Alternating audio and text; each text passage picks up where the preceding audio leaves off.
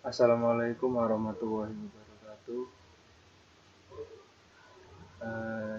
Pada video kali ini saya akan membahas dua soal mengenai impuls dan momentum.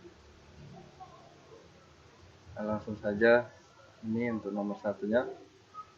Dalam uji tabrak tertentu, sebuah mobil bermasa 1.500 kg bertabrakan dengan dinding di mana kecepatan awal dan akhir mobil masing-masingnya yaitu VI sama dengan min 15 I meter per second dan VF-nya sama dengan 2,6 I meter per second. Nah, ini tanda min ini, min I berarti dia bergerak pada arah sumbu X negatif. Ini kan I semua, jadi dia pada sumbu X.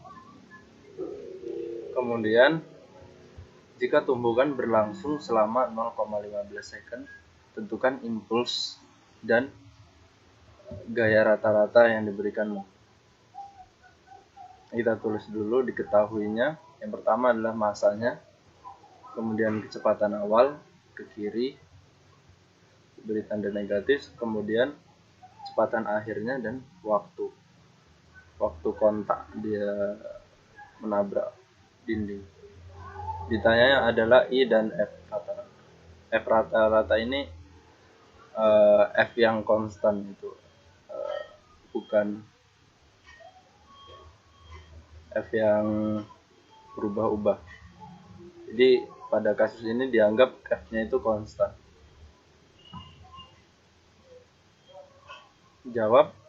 Nah, kita karena di sini dimintanya impuls, yang mana kita tahu bahwa hubungan impuls dengan massa dan kecepatan itu ada pada rumus teorema impuls dan momentum ini.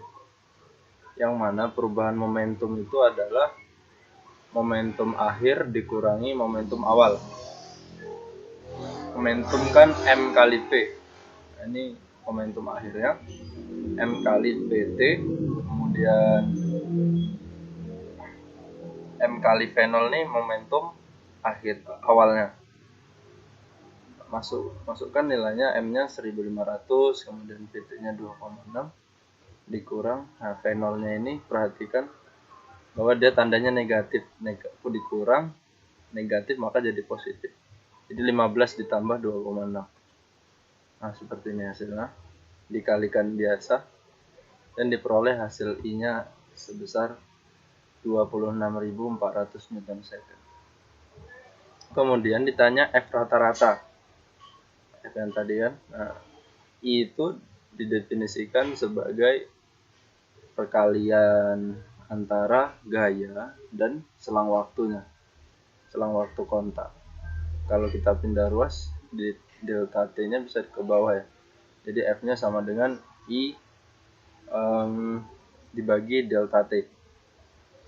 Nah, I-nya sudah tahu, selang waktunya dari 0 sampai 0,15 second. Nah, 0-nya nggak usah ditulis lagi.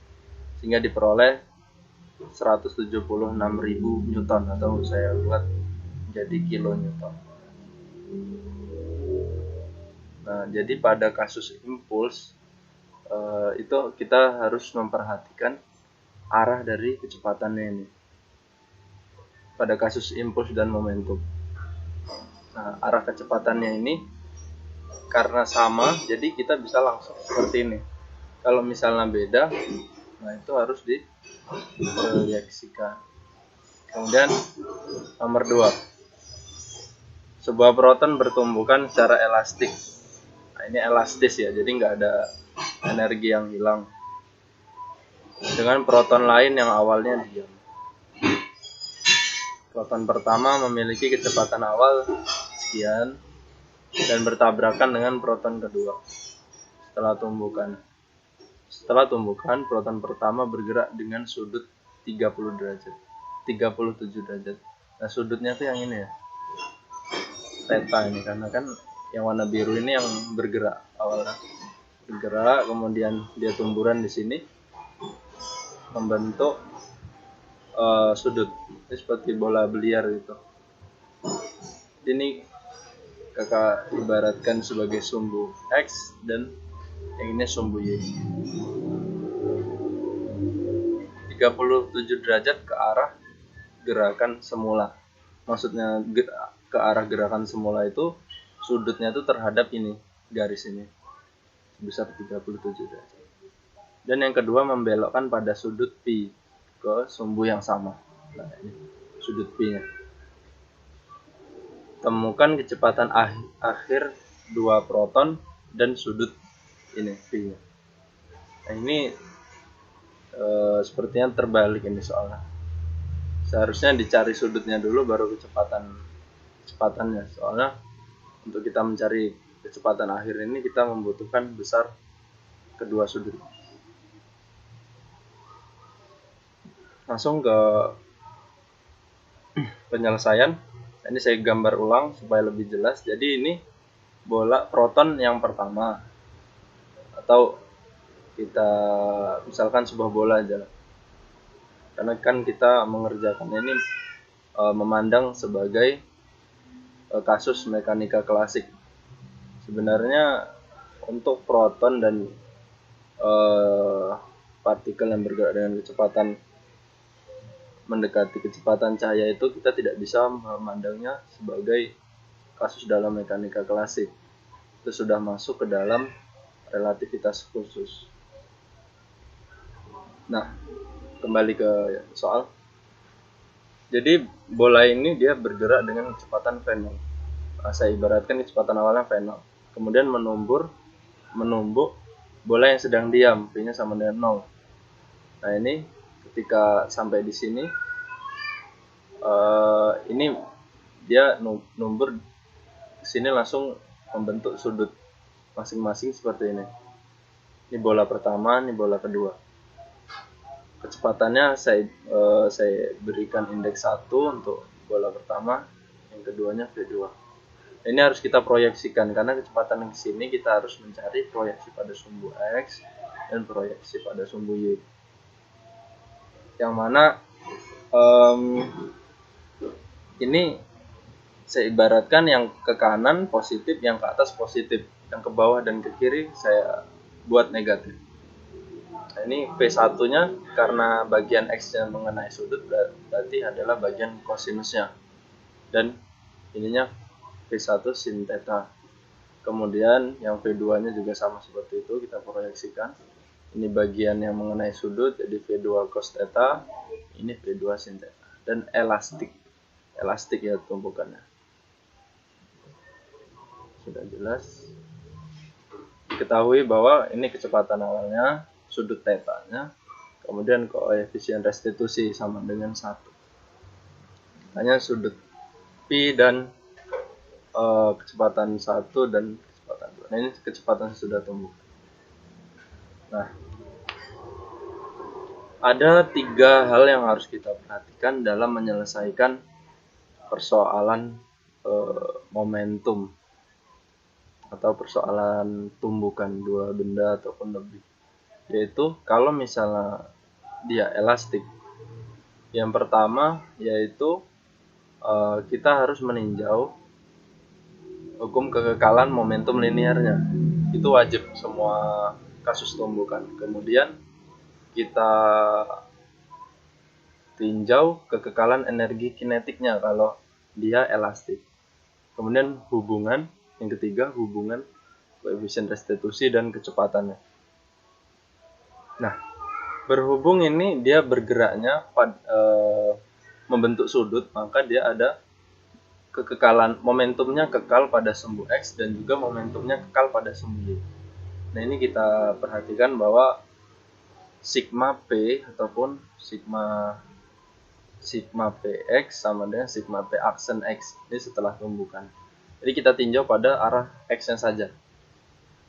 Yang atas bawah ini nggak usah dihiraukan. Jadi awalnya apa ini? Momentumnya hanya yang memiliki momentum hanya pada bola pertama. Jadi M kali V0. Nah, jadi kita tulis M kali V0 sama dengan kecepatan benda satunya pada arah sumbu X adalah V1 cos theta. Dan kecepatan pada arah sumbu X pada bola kedua adalah V2 cos P. Maka momentum untuk benda satu setelah tumbukan M V1 cos theta ditambah M V2 cos P. Ini kan masanya sama kan, sama-sama proton. Jadi bisa kita coret, dapatkan persamaan bintang 1 yaitu V0 sama dengan V1 cos theta dan V2 cos P. Nah, kita tinjau lagi hukum kekekalan momentum pada arah sumbu Y-nya. Ini arah sumbu Y-nya sini ya. Nah, ketika dia sebelum tumbukan, dia tidak memiliki kecepatan arah sumbu Y. Maka momentum awalnya sama dengan 0. Dan yang benda satu dia bergerak ke atas, positif kan kecepatan, jadi V1 sin theta. Yang keduanya negatif karena dia ke bawah arahnya. Sehingga M V1 sin theta dikurang M V2 sin P. Nah, ini kekekalan momentum pada arah sumbu Y. Ini bisa dicoret ya, M-nya. Kemudian menjadi persamaan bintang 2. Yang kedua harus kita tinjau adalah hukum kekekalan energi kinetik, karena dia kan elastik, tidak ada energi yang hilang. Nah, di sini karena kita meninjau energi, maka arah dari kecepatannya tidak kita hiraukan. Yang mana kecepatan V1 ya kita tulis V1 dan kecepatan V2 ya kita tulis V2. Nah, ini energi kinetiknya kan hanya dimiliki oleh benda satu, maka yang awalnya cuma setengah M V0 kuadrat dan sama dengan seperti ini. Energi kinetik benda satu setelah tumbukan nih, energi kinetik benda 2 setelah tumbukan. M-nya dan setengahnya bisa dicoret, diperoleh persamaan ketiga. Dah, fisikanya sampai sini udah selesai nih. Fisikanya sudah selesai. Kita tinggal mencari theta dan pi, mencari pi dan kecepatan masing-masing benda. Ini tinggal matematika biasa.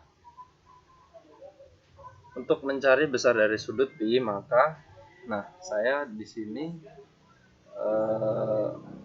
ingin mengeliminasi cos theta dan sin theta-nya. Kita langsung saja, ini saya kuadratkan kedua ruas pada persamaan bintang 1. Nah, persamaan ini saya kuadratkan, sini kuadratkan, sehingga jadi seperti ini kan. Ini perkalian distributif kan, dikali seperti ini. Ini kali ke sini, habis itu kali ke sini, ini juga kali ke sini, kemudian ke sini. Akan diperoleh persamaan pagar. Kuadratkan kedua ruas pada persamaan kedua. Nah, persamaan kedua ini juga kita kuadratkan masing-masing 0 kuadrat dan ini kita kuadratkan juga. Sehingga diperoleh, ini perkalian distributif juga, dikalikan seperti ini. Maka diperoleh 0 sama dengan V1 kuadrat sin kuadrat theta ditambah V2 kuadrat sin kuadrat P kurang 2 V1 V2 sin theta sin P. Nah, ini pagar 2. Kemudian untuk mengeliminasinya kita jumlahkan persamaan pagar 1 dan pagar 2. Jadi persamaan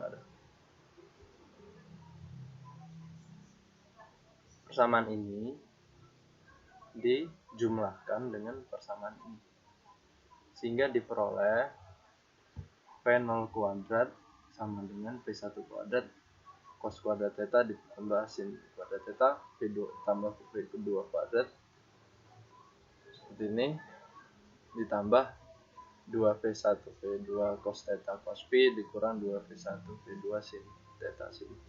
Nah, ini 2V1 dan dikali V2 ini kan sama, bisa keluar, jadi ini dalam kurung.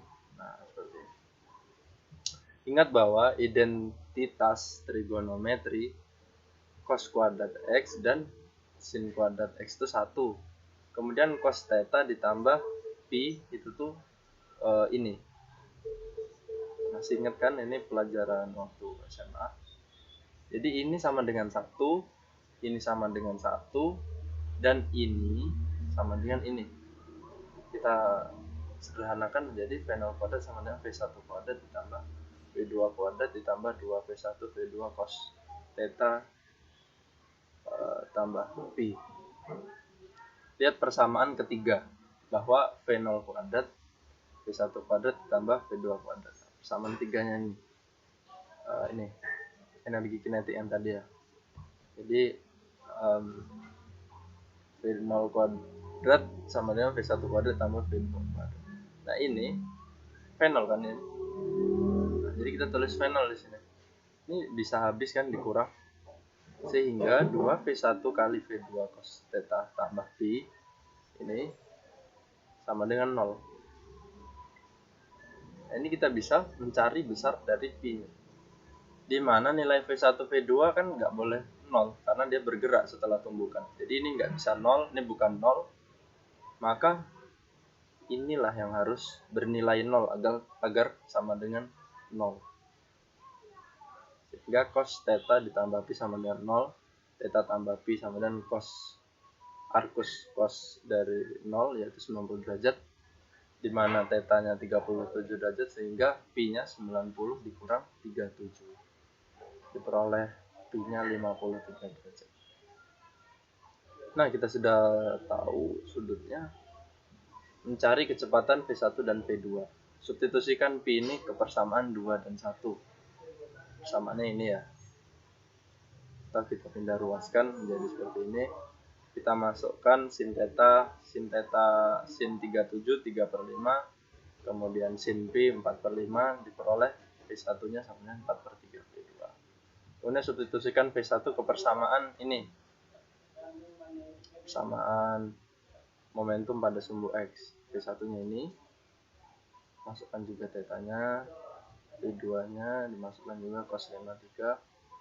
Ini cos 37 4/5 dikalikan, kalian biasa ini kan sama variabelnya, jadi bisa jadi V0 sama dengan 25/15 V2.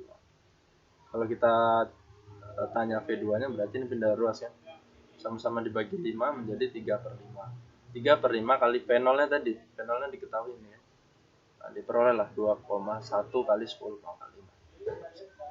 Nah, ini sudah mudah, ini tinggal substitusikan nilai V2 nya ke V1. Ini kan V1 nya ini, maka 4/3 kali V2 nya ini diperoleh lah V1 nya 2,8 kali 10 pangkat 5 meter persegi. Maka sudut pi 53 derajat dan kecepatan hamburan protonnya yaitu V1 nya sekian dan V2 nya sekian. Nah, jadi sebenarnya pada soal ini fisikanya itu sedikit, cuman untuk mencari besaran-besaran yang ditanya itu kita memerlukan matematika yang lumayan butuh trik. Jadi ini bisa cara lain juga yang lebih mudah mungkin ada. Silahkan dipelajari, dibaca-baca lagi. Sekian dari saya pembahasan soal pada hari ini. Saya akhiri. Assalamualaikum warahmatullahi wabarakatuh.